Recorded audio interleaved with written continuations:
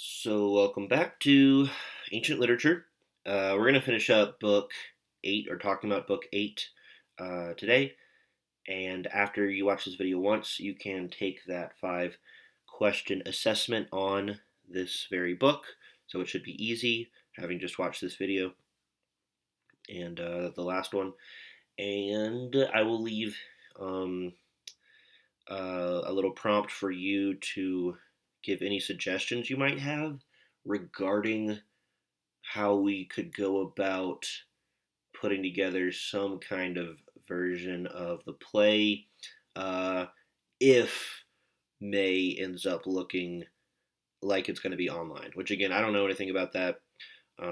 If we do go back at the end of May or something like that, I'm sure we could totally just reschedule and do the play in May, or even like that last week, the first week of June.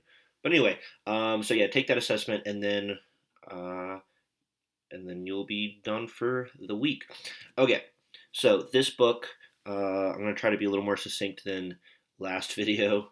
Um, but yeah, so we start off with this interesting interaction between Venus and Vulcan is Hephaestus, right? This is the forge god, god of the fire, or god of fire, and also volcanoes, who showed up here and there in Iliad.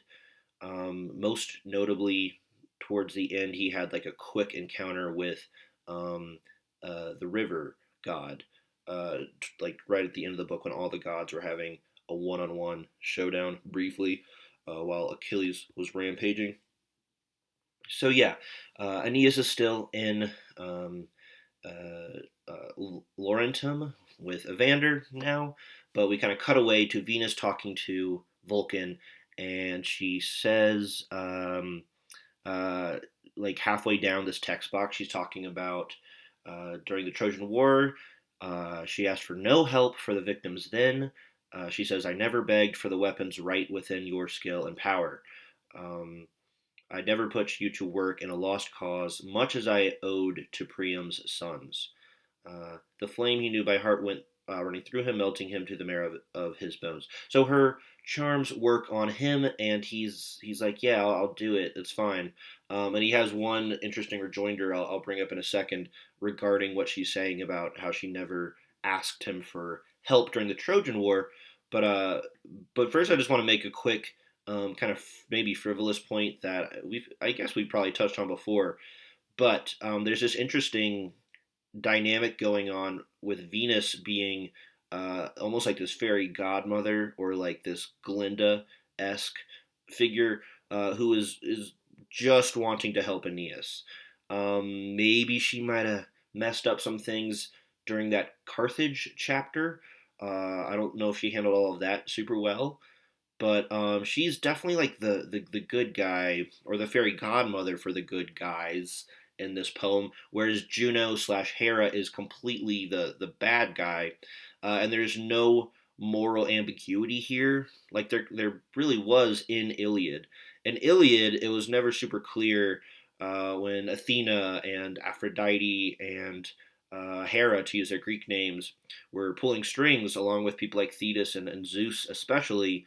It was never super straightforward whether they were doing good things or bad things. They would kind of, at least Zeus would switch sides, and so you never really knew where the gods were standing. Whereas in this poem, it's super clear that since Venus is the mother of Aeneas, she's going to be doing good things instead of anything that's untoward. Um, Okay, and then yeah, this is just one little last interesting thing regarding their interaction. This first part of the text box, and also I'm going to try a new thing where the notes that I type in white, that's something you don't really need to write out in your notebook. That's kind of just me either like summarizing a plot point that you're gonna definitely be clear on as long as you're actually listening and reading. Um, and it's not really yeah, it might just be like an observation that's not super important. But anyway, I do think this is interesting. He says, he's like, oh, you don't need to even get all worked up rhetorically trying to convince me to help you out here.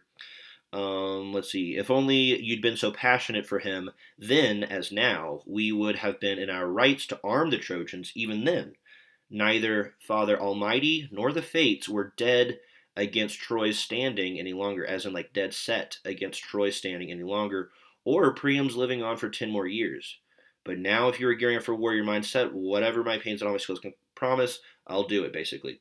So yeah, that just kind of stood out to me because this it's kind of contradicts, but maybe not totally, what we understood in Iliad to be the fated fall of Troy, and that he's saying like, yeah, I guess Troy was going to fall eventually, but it's weird that you didn't help Aeneas more aggressively then, because you could have, and Zeus wouldn't have minded if Priam lived for 10 more years. So I guess it sounds miserable if like eventually Troy was going to have to fall anyway. But yeah, that's just kind of a weird. I mean, he's kind of being like a little sassy before then, totally agreeing to help her and getting to work. But he has this one little barb for her, which is kind of interesting. Because yeah, if you remember, all Venus slash Aphrodite, as we called her then, did to help Aeneas at that point was like spirit him away, teleport him away from fatal encounters, especially towards the end with Achilles. So that's something, but why not be more proactive and get her husband to make him a nice shield back then? Also, it's kind of interesting that Vulcan is her husband, but if you remember back in Odyssey, we heard one of the bards in Odyssey regale us with the tale of her being unfaithful to Vulcan slash Hephaestus with Mars slash Ares. And so I guess at this point in their relationship, he's moved past that. Uh, but yeah, it's just kind of interesting that I mean she's asking him to help her son, who she had with somebody who isn't him in Chryses, right? So anyway, he's a chill guy. He doesn't seem to mind. Okay, and then he runs off to his workshop basically, or his smithy, as Fagles I think calls it at some point, which is inside of Mount Etna, not Mr. Etna. That auto corrected. Mount Etna, which is a still to this day active volcano in northeastern Sicily. And yeah, there's been some recent theorizing that it shouldn't technically count as a volcano, and it's more like a giant hot spring. But I think that's not something that's fully uh, accepted by the scientific community or the geologic community. Yeah, it still erupts. So even in I think it was late 2018, there were some minor eruptions, but it's the kind where it's not interfering with any of the nearby um, like people and cities in Sicily. And so yeah, that's Sicily in the upper lower right picture, the middle right picture, I should say. Which remember, this is the island where they've stopped twice in Sicily. Carthage is just off screen to the lower left, as in parts of Africa are just south of Sicily. And then I'm zooming out in the lower right map where you see how it's tangentially connected to the Italian peninsula. This is where the Cyclops live. This is where they buried in Chryses. And yeah, there's also Mount Etna, which was previously described as being the resting place of this Titan Enceladus, who was blamed by Virgil for producing all the volcanic activity. Yeah, and there's some interesting things going on with this volcano. It erupted at some point in the, I think, third century, and basically disrupted a Punic War, uh, which is the Carthaginian War, right, between Carthage and Rome. So that's kind of cool. But anyway, I could go down that rabbit hole for a while. Mount Etna is weirdly interesting. But yeah, so they say he goes down deep below a vast cavern that is thundering. It's hollowed out like vaults under Etna, forming the Cyclops forges. You can hear the gurning anvils boom with mighty strokes. This is Vulcan's home. It bears the name Vulcania. Here, the fire god dove from heaven's heights. So yeah, he has Cyclops as his workers inside of this smithy, inside of this workshop. And this picture is kind of funny because it makes the Cyclops look like they're just like normal sized guys who just happen to have one eyeball. But then I guess they're next to Vulcan there, so maybe they're all just giant, and we just can't tell because they're equally giant.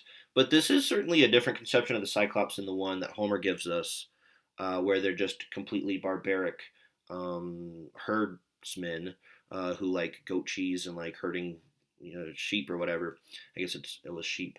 Uh, but and then again, that's also a depiction that Virgil totally echoed back in book 3 when they stop briefly on that side of Sicily that has the Cyclops.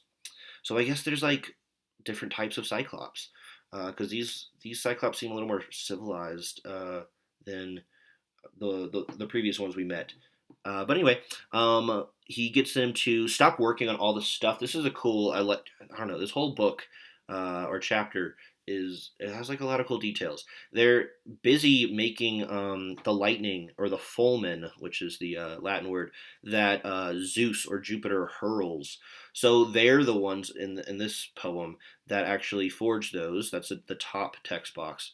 And then the lower left, they're described as making wheels for the chariot of Mars, and as also the storm shield or the aegis that Pallas Athena uses, as well as like a breastplate for her and all this other stuff.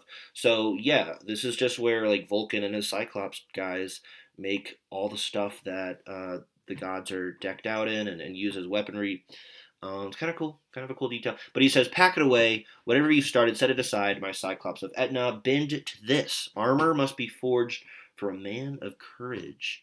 Okay, cool. So they are forging one tremendous shield, one against all the Latin spears, wielding 7 plates, circular rim to rim, and some are working the bellows. Dot dot dot. We then segue back to a quick exchange between Evander and Aeneas, and then we'll find out the product of Vulcan's labor at the end. So only a of uh, handful more of slides. Uh, okay, so yeah, Evander comes to Aeneas the day after Aeneas has arrived, and he basically promises to help Aeneas with any troops he can supply him. And he also sets up Mezentius. We've heard Mezentius as one of the guys who is going to help Turnus. Um, uh, and so we get some information about him. But yeah, let's see here. I mean, to ally you now with mighty armies, vast encampments. So yeah, he's just saying that he's gonna help Aeneas in any way he can, and then he kind of explains how he can help him by giving us the Mezentius background. So he describes Mezentius. This is important because just in terms of a narrative and the way it works, you can tell Virgil understands that he needs to set up his bad guys. How are we supposed to care about this random Mezentius guy when we already have so many names to keep track of if we don't know anything about him? And there's also Turnus, and like which of them is going to be the quote unquote new Achilles? Um, well, it looks like we're about to find out. But yeah, they tell us enough about Mezentius for us to kind of hate him. He was a tyrant. He came to power. I'm reading the middle text box. His brutal rule, barbaric force of arms. Why recount his unspeakable murders and savage crimes? The tyrant. God store up such pains for his own head and all his sons. They describe him doing this horrible thing where he would bind men to the bodies of dead to torture or punish them. So yeah, that's enough to know for us to not like Mezentius right there. But then he goes on and he says that Mezentius was driven out of this Italian settlement that he was lording over as a tyrant, and those people are now going to be some of the people who um, uh, Evander can supply to Aeneas's troops because they have an axe to grind with Mezentius. So they would gladly help Aeneas. And he also goes on to say Aeneas is the best guy to lead all these Etruscan forces because there's this weird thing that I don't think we've heard before, but this is the second text box there. Um, after in the first text box, he describes, or the topmost one, that Mezentius fled and was shielded by Turnus. So they're buddies from way back. But anyway, back to the thing I was saying. The second topmost text box, he says the gods forbid an Italian commander to lead a race so great, and that a leader must be chosen from overseas. So that's just kind of like a random convenience, maybe a contrivance a little bit. Uh, but I wouldn't put it past the gods to have some arbitrary rule like that. Um, and then my second text box saying that we are setting up a conflict that could be described as Etruscans with Trojan aid or Trojans with Etruscan aid fighting against these Rutulians, which is how we've been describing them, who could also be described as Latin people or Latian people. And this is kind of historically accurate. So I'm going to jump back real quick to read the last text box. But ancient Italy is kind of divided up in what we understand as the northern, northwestern Etruscan territories, if you look at these two maps. And then lower in the peninsula, we have these Greek influenced Latin people, as we could describe them, or Latian. I mean, there's a lot of names we could use, but I'm trying to delineate and just use a like one or two. But yeah, those Greek colonizers were setting up shop in the southern part of Italy, and they did historically clash with the northern Etruscan people. It gets way more nuanced than that. If you look at this map, where we have the Umbrians and the Oscans, and the Latin people actually make up a smaller part of central Italy. But yeah, we don't want to get all into that. But anyway, this last I like this lower text box, um, where let's see, uh, Evander in the third text box is just saying how um, Turnus is going to have to pay, or I think this is Aeneas now. Yeah, Aeneas is just kind of like voices some threats towards Turnus. What a price in bloodshed, Turnus, you will pay me soon. How many shields and helmets and corpses of the brave you'll churn beneath your tides, old Father Tiber. All right, then, you Rutulians, beg for war, break your pacts of peace. So yeah, this is just kind of a threat that he is just telling to no one in particular, since he's just like talking to Evander right now. But it's kind of cool to hear him get kind of riled up like that and threaten to um, the way he's talking about these like shields and helmets churning under Tiber definitely evokes the stuff towards the end of Iliad when Achilles was fighting people and fighting the river and just rampaging prior to his showdown with Hector. Okay, and now we get to the shield. This is the last little bit of the notes for today, and I'll expand on some of the shield stuff on Monday. But Venus comes back, um, uh, and like real quick, I'll just say we start to see that things are escalating really quickly. After this chat with Evander, Aeneas sends some people in one of the boats back down the Tiber to tell his son what's going on, and like summon him essentially. Evander has promised the help of his son Pallas, and then we like almost immediately hear some messengers come to Evander and say that the Rutulians are already on the move and they're like marching. And so yeah, it looks like we're gearing up for book 9 through I guess the end to be just full on war. We've had 2 books of setup here with book 7 and 8 in this second Iliadic portion, and now it looks like we're gonna have the last 4 books actually be the war itself. So it's kind of exciting. We're gonna get to see Virgil try to encapsulate all of the 24-book Iliad in like basically 4 books.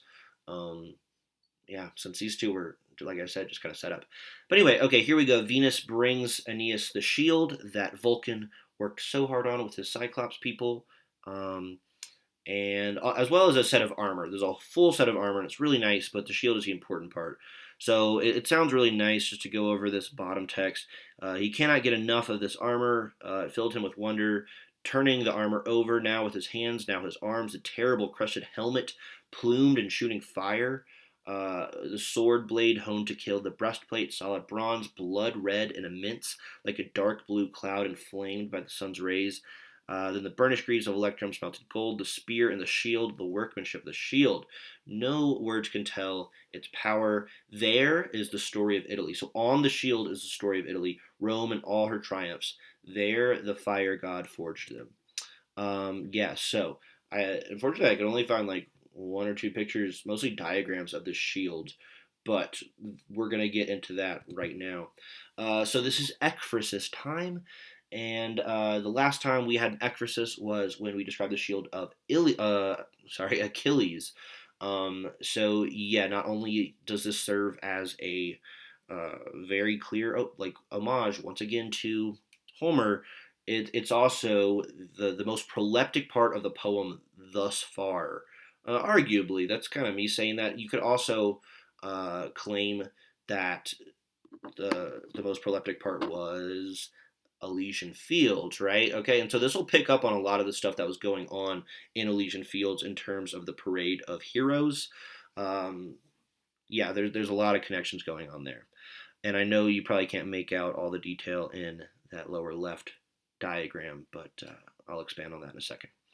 Yeah, so just remember, anekphrasis is this Greek term for an extended description of a work of art or something visual in nature within the work of poetry. We actually saw that also in that poem on a Grecian urn, the Grecian urn poem. I can't even think of what it's totally called right now, but maybe you remember it.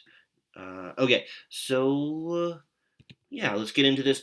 You guys, especially the initial part, this outer rim of it is supposed to be the regal period of Rome, meaning the really early kingdom era, and that is encircling the outer rim. And so some of those episodes, especially, you guys are probably just like, I don't know what any of this is, don't know any of these people that are being referenced.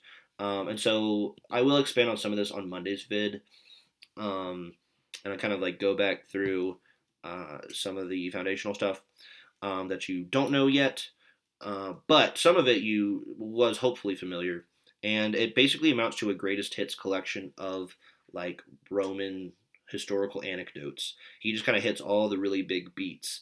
Uh, so yeah, it turns out Vulcan doesn't just make good armor; he's actually like a full-on artist. And I like the shield a bit better than the shield of Achilles, which just had kind of like vague depictions of civilization. This one is very specific. So okay, I'll go through some of the big beats, and yeah, I'll expand on these eventually.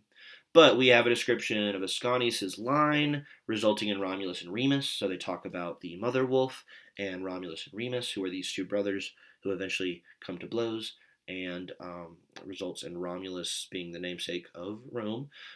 We have a description of this random anecdote of geese alerting Rome to invading Gauls. I'm just going to jump ahead to a little picture of a goose screaming at a Roman woman. Weird little story that apparently these geese alerted Rome to. Remember, Gauls are basically French people, Proto French.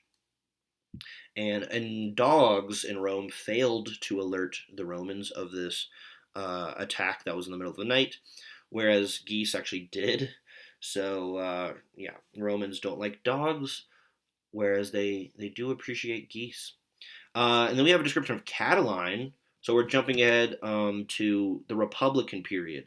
There's other things they talk about in the regal period, and including stuff going on with the last king of Rome, Tarquin. Uh, but yeah, we're not too familiar with that, and again, that'll show up in Monday's video. But we do jump to the Republican period and talk about Catiline, who at least some people know.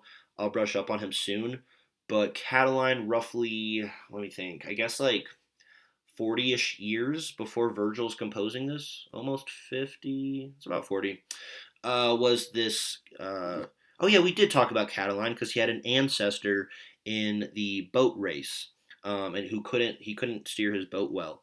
But yeah, Catiline is this kind of tyrannical or would be tyrannical guy who eventually ends up planning to conspire with senators to burn down Rome, and it doesn't work out for him.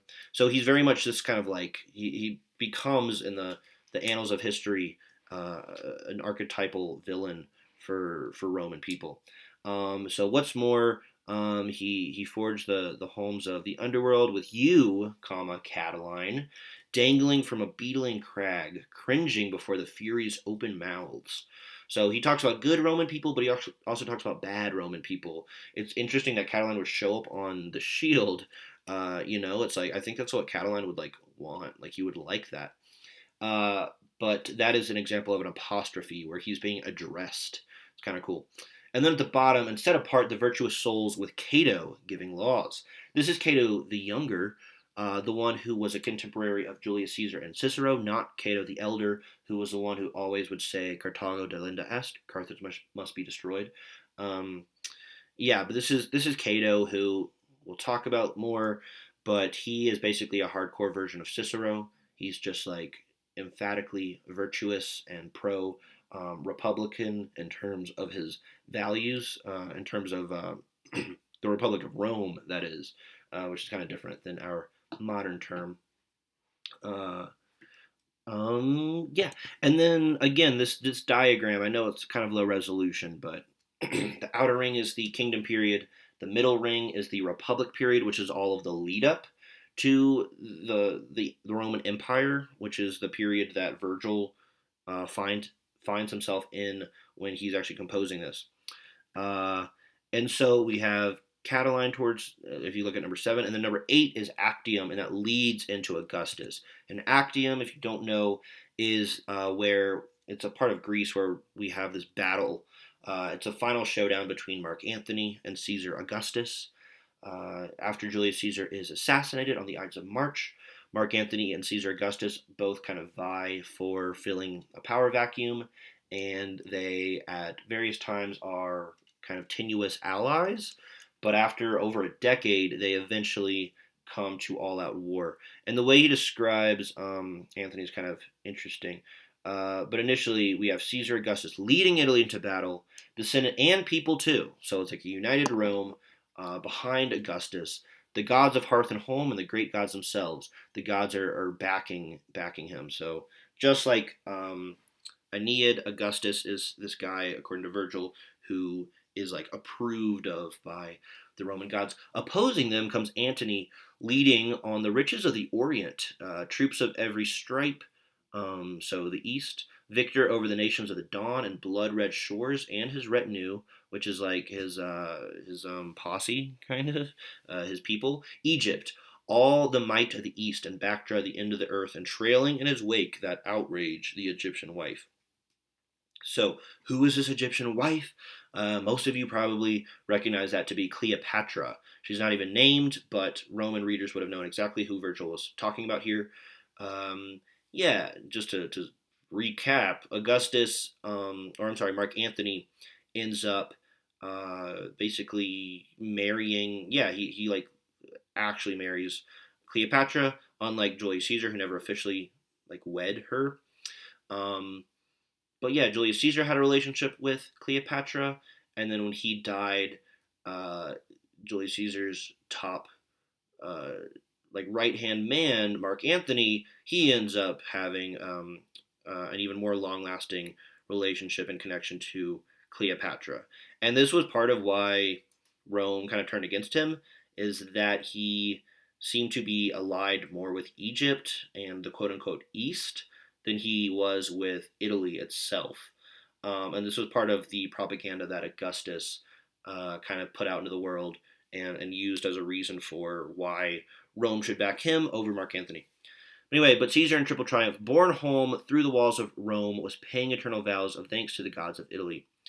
And he built 300 imposing shrines throughout the city. It's kind of crazy, and that's vaguely true. Um, and yeah, so just so you know, Augustus obviously wins this battle. It is a naval encounter, and Mark Antony and Cleopatra end up um, admitting defeat. And okay, Caesar himself throned a brilliant Apollo's snow white gates, reviewing the gifts brought on by the nations of the earth, and he mounts them on temple doors. And so Augustus is depicted both as pious, in that he's giving thanks to all these gods and building these temples, but also very much a conqueror, obviously, of people. And so apparently, again, like remember, Augustus was one of the first guys to hear this poem be recited, And so Virgil is definitely going to say something that he is comfortable with Augustus hearing. And so, yeah, I guess this is what Virgil assumed Augustus wanted to hear about himself. And I suppose it was what he wanted to hear. Um, yeah, so Augustus is this quote unquote conqueror, but he's also kind of paradoxically known as the guy who ushers in the Pax Romana, which is this Roman peace where civil strife within Rome finally settles down. Um, yeah. Such vistas the god of fire forged across the shield that Venus gave her son. He fills with wonder. He knows nothing of these events, but takes delight in their likeness, lifting onto his shoulders now the fame and fates of all his children's children. So yeah, now he is like physically wearing on his armor the story of his people to come, which is a crazy concept. We saw him see the ghosts of, or like the spirits, I should probably say, because they're like not even born yet, of the great Romans to come in Elysian fields. But now it's even more. It's like those visions are literally made physical uh, and tangible in the form of the shield. Uh, so yeah, very proleptic. Vulcan, I guess, just like every other god, knows exactly what's going to happen centuries and centuries into the future, which is kind of crazy. But that's it for today.